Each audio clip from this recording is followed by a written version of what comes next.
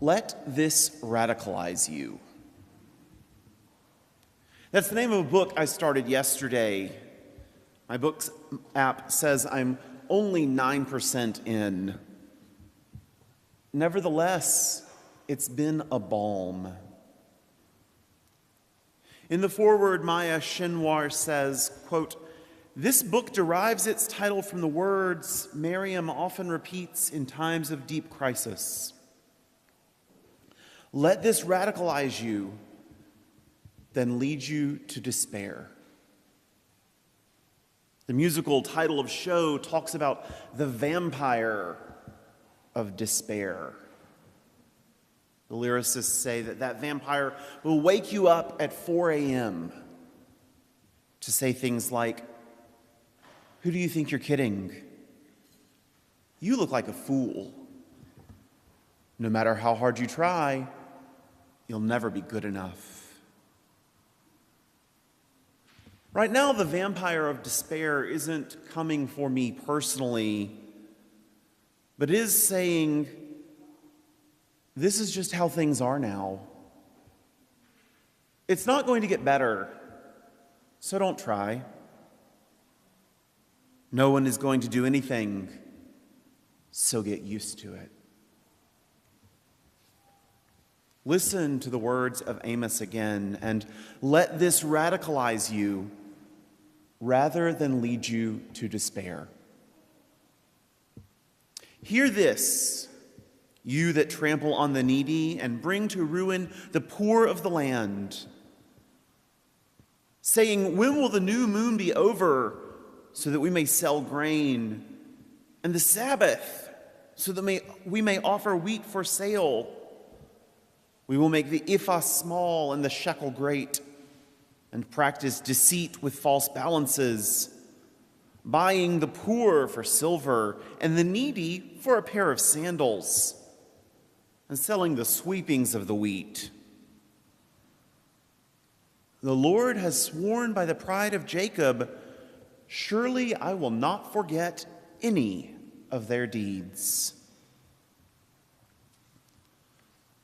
On my last day of vacation, as I sat writing postcards in Stockholm, I was listening to the episode of the podcast Law and Chaos that explicitly broke down what happened with the Guatemalan children on Labor Day weekend. These are unaccompanied minors, children, whose parents have sent them to the United States to try to have a better life, more access to the world's inequitably distributed wealth, protection away from local gangs, but not jumping into generational wealth by any means. Many, if not all of these children, are in foster care and were roused from their beds by their caregivers who've been told to have them ready to go in 2 hours. As they were put on planes, Drew Ensign lied to the court, saying that their parents had asked for them to be brought back to Guatemala so that their families could be reunified.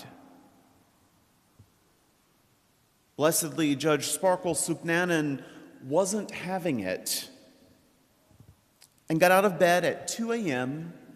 the Sunday of Labor Day weekend and demanded that those children be returned to their caregivers and demanded 5 updates over the next day until every child had been accounted for.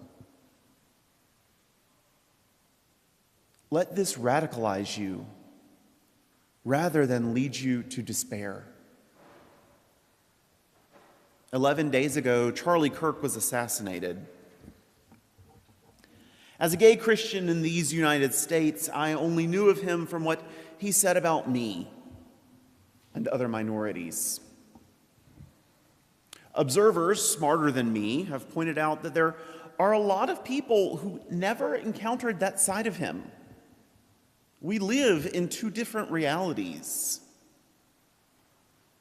People I went to college with and influencer priests have made him out to be a Christian martyr, like in Revelation, or a profound witness to the faith. In a piece for Vanity Fair, Ta-Nehisi Coates said, "Political violence ends conversation and invites war. Its rejection is paramount to a functioning democracy and a free society." The most telling detail in Ezra Klein's New York Times column was that for all his praise, there was not a single word in the piece from Kirk himself. Kirk said, quote, "I can't stand the word empathy, actually. I think empathy is a made-up New Age term that it does a lot of damage. But it is very effective when it comes to politics. Sympathy, I prefer more than empathy. That's a separate topic for a different time." This is a profound witness to the faith? One whose words prefers looking down on people and rejects the tenets of God walking among us, walking in our shoes in the person of Jesus, rejects the Beatitudes and the whole of the Sermon on the Mount. Like Mugatu in Zoolander, I feel like I'm taking crazy pills.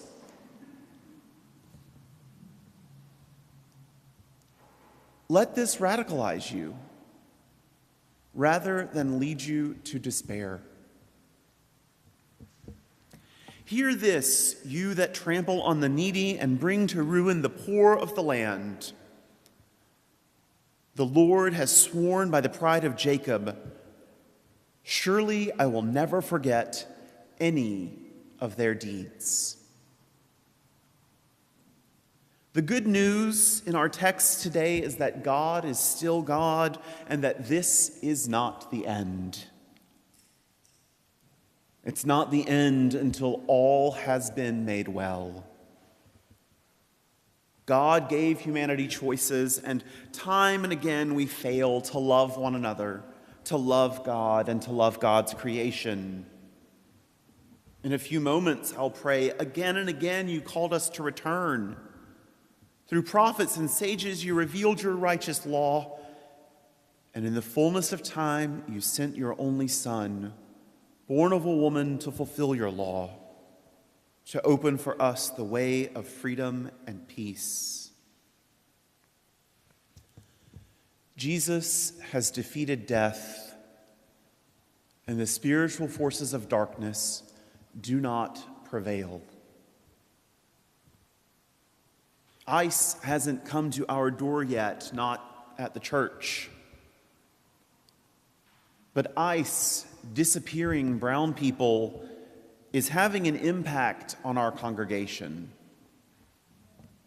Dawn has a story. It's infuriating. It can be disheartening.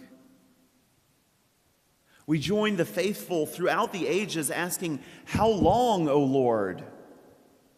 How long?" And one of the reasons the book Let This Radicalize You has been a balm is the clear-eyed assessment of the work of organizers. Organizers like Amy have been doing all this year. They're accountable to other people. They build something, and they know something better is possible. In 2008, when John McCain announced his running mate, some of us thought we were so clever when we said Jesus was a community organizer and Pontius Pilate was a governor. How small we were thinking, because God incarnate has done so much more to bring people together to change the world. God in Jesus has changed everything and given us hope of how things will be better. Organizers see a problem and know that they may not see its solution in their lifetimes, but that this is not the end. Christians see problems and know we may not see the solutions in our lifetimes. We know this is not the end, and we know that God is making all things well. We also know that in our baptisms, we've been joined to Jesus' resurrection to do God's work here and now. Things are bad and are probably going to get worse. We're not alone, though. Let this radicalize you in Jesus' love rather than lead you to despair. Amen.